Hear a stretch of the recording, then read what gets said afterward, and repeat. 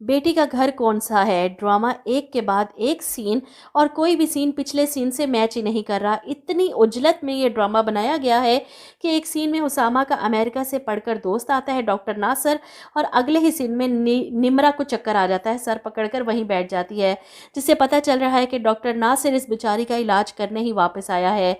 मैंने अपनी complete story में बताया था कि निम्रा को कोई दिमागी बीमारी होगी, हो सकता है कोई ब्रेन ट्यूमर हो, और उसामा का दोस्त इसके कहने पर निम्रा का इलाज करेगा और निम्रा की ज़िंदगी बचाते बचाते उसामा को इससे मोहब्बत भी हो जाएगी। वहीं दूसरी तरफ बाप के इंतकाल के बाद फ़िज़ा एक बार भी घर वापस नहीं आई, जिस पर माँ बेटियाँ परेशान कि जहारा आंटी ने शायद इस पर कोई पाबंदी लगा रखी है, वो खुद तो बताएगी नहीं, मैं जाऊंगी उसे मिलने। आयज़ा अपनी माँ को तसल्ली देती है।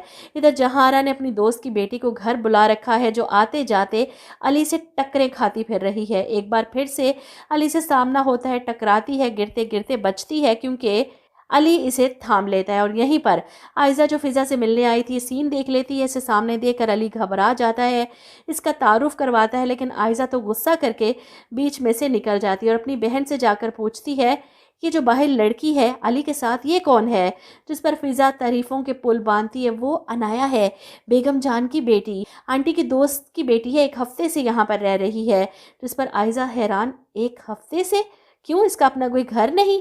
ये सुनकर फ़िज़ा फ़ौरन इसकी माँ की तारीफ़ें करती है, इसके घर की तारीफ़ें करती है।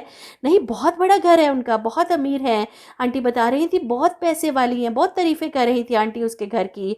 असल में अली और अनाया का रिश्ता तय कर दिया है ना जहार आंटी ने। और ये सुनकर आयज़ा नाराज़ हो जाएगी अली से कि वो इसे धोखा दे रहा है। अली परेशान कि मैं अनाया से शादी नहीं करना चाहता, मॉम को कैसे समझाऊं, डैड से बात की है मैंने लेकिन मॉम तो किसी की नहीं सुन रही। उसामा तुम बात करो, मैं आयज़ा के अलावा किसी और से शादी नहीं करूँगा। उसामा परेशान हो जाता है, अली अगर माँ से बगावत करेगा तो बहुत बुरा हो जाएगा। वो कॉलेज में आयज़ा से मिलता है और सवाल करता है क्या आप अली से बहुत मोहब्बत करती हैं? इस पर आयज़ा हंसते हुए एतराफ़ करती है जी। उसामा इसे आईना दिखाता है, ये जानते हुए भी कि आप दोनों का मिलना, शादी होना नामुमकिन है।